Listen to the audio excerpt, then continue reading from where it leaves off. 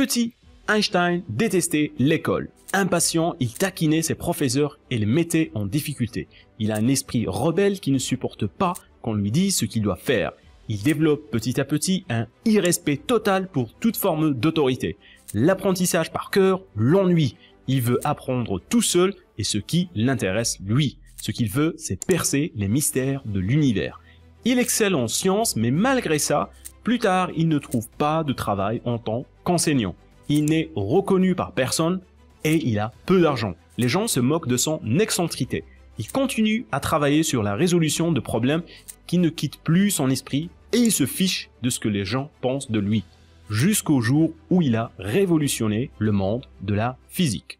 Comment pensait Albert Einstein? Qu'y avait-il dans la tête de cet homme curieux qui ne portait jamais de chaussettes, qui avait les cheveux en pagaille et aimait ses vieux pulls amples? Premièrement, la curiosité. Je ne suis ni particulièrement intelligent, ni particulièrement doué. Je ne suis que très curieux. Albert Einstein était animé par une curiosité insatiable qui a joué un rôle central dans son apprentissage et ses réalisations extraordinaires.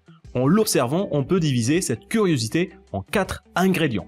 Premièrement, poser des questions. Il avait une soif de connaissance. Cette curiosité innée l'a poussé à explorer des sujets variés, à ne jamais se contenter de réponses simples. Il considérait chaque question comme une opportunité d'apprendre et de grandir.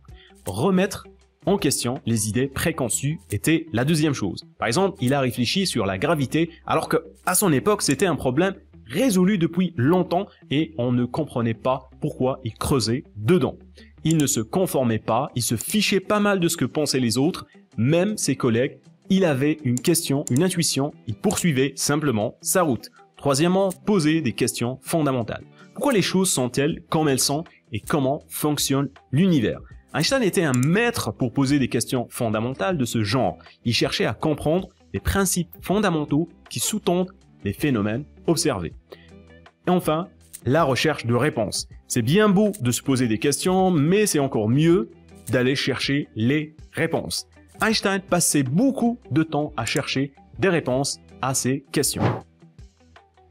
Einstein était très imaginatif. Il dit sur sa pensée « Les mots ou le langage écrit ou parlé ne semblent jouer aucun rôle dans mon mécanisme de pensée. Les éléments de pensée sont dans mon cas de type visuel. » Il ajoute que les mots conventionnels destinés à exposer sa pensée ne viennent qu'après. Ils viennent laborieusement. Il avait l'habitude de voir des images et de simplifier les choses les plus compliquées.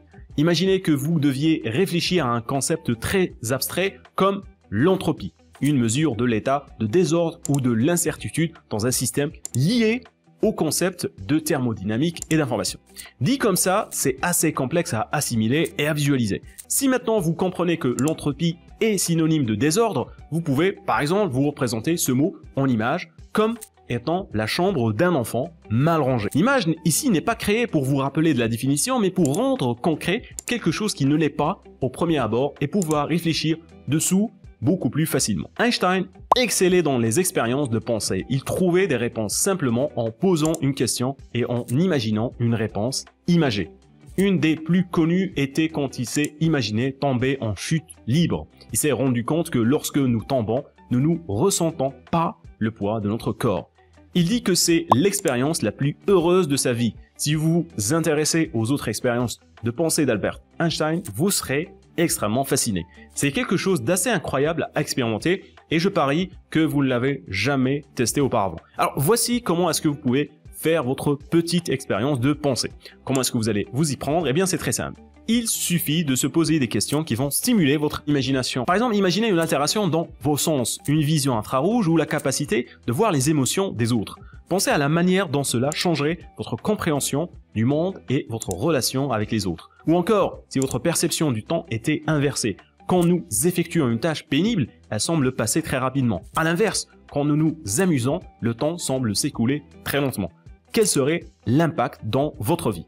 Dernier exemple, qu'est-ce qui n'a pas encore été inventé et qui changerait le monde s'il existait déjà? Pour réaliser cette petite expérience, c'est relativement facile à faire. D'abord, choisissez le sujet de l'expérience de pensée que vous voulez. Ça peut être quelque chose de scientifique, philosophique, moral, voire même imaginaire. Puis, imaginez une situation ou un scénario et commencez à vous posez des questions sur la situation que vous avez imaginée. Quelles sont les implications, quels sont les problèmes qui se posent, quelles décisions ou actions peuvent être prises. Essayez de penser aux différentes ramifications et conséquences de chaque aspect de votre expérience de pensée. Et enfin, soyez spectateur du résultat. Et ça, c'est le plus important. C'est bien normal que ça va vous paraître difficile au début, ou si vous avez l'impression que c'est absurde, mais c'est un excellent exercice qui fera travailler votre capacité à visualiser et à imaginer.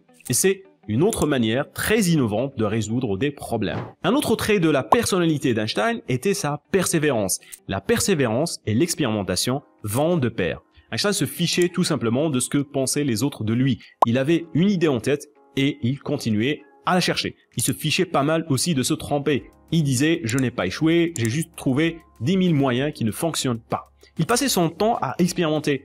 C'est l'autre face de la pièce de l'imagination. Il se passe quoi si je mets le faisceau de ma loupe sur cette feuille verte? Va-t-elle brûler? Se demandera un enfant. Une des raisons pour lesquelles un enfant apprend aussi vite, c'est qu'il teste tout ce qui lui passe par la tête. Et ce que pensent les gens est le dernier de ses soucis. Einstein est resté, dans ce sens, un enfant qui aime découvrir et explorer. Une autre caractéristique de la pensée d'Einstein est la simplicité. On l'a dit un peu plus tôt en parlant de la visualisation. L'une des caractéristiques marquantes de la pensée d'Einstein était sa capacité à simplifier des concepts complexes et à les rendre accessibles au plus grand public. Il croyait fermement que la véritable compréhension d'un sujet se manifeste lorsque quelqu'un était capable de l'expliquer de manière simple. C'est lui qui a dit cette fameuse phrase « Si vous ne pouvez pas expliquer un concept à un enfant de 6 ans, c'est que vous ne l'avez pas complètement compris ». Il utilisait beaucoup d'analogies et de métaphores pour expliquer ses idées scientifiques. Par exemple, il a comparé l'espace-temps courbé de sa théorie de la relativité à la surface d'un drap tendu sur lequel on a déposé une boule, démontrant ainsi visuellement l'effet de la gravité sur la trajectoire des objets. Il pensait avec des images, mais ses explications étaient également très visuelles. Il utilisait fréquemment des schémas, des diagrammes, des illustrations pour aider à clarifier ses idées. Einstein avait un mode de vie étonnant. Étonnant parce que tout à fait normal.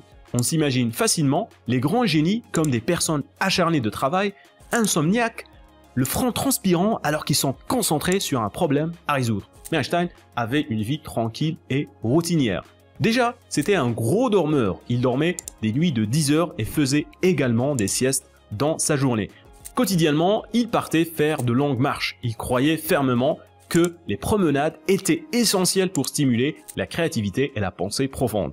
Il disait souvent qu'il trouvait des solutions à ses problèmes scientifiques les plus complexes lorsqu'il se promenait plutôt que lorsqu'il était assis à son bureau. Pour lui, la marche permettait de libérer l'esprit et de favoriser l'émergence d'idées nouvelles et innovantes. Il aimait dans ces moments-là être accompagné de ses collègues pour parler et discuter de nouvelles idées. Sa vie était assez routinière. Il aimait le bon café le matin et les œufs au plat. Il s'accommodait très bien de cette vie tranquille parce que ça lui permettait de rester concentré sur ses grands projets sans se préoccuper du superflu. Malgré son incroyable ambition, il avait compris l'importance d'une bonne hygiène de vie et prenait grand soin de son sommeil. Il disait que le sommeil jouait également un grand rôle dans sa créativité parce que ça lui arrivait que les solutions lui parviennent en rêve. Voilà pour cette vidéo d'analyse sur Einstein. Si vous avez aimé cette vidéo, je vous invite à aller voir celle-ci maintenant, dans laquelle je fais une analyse similaire d'Elon Musk.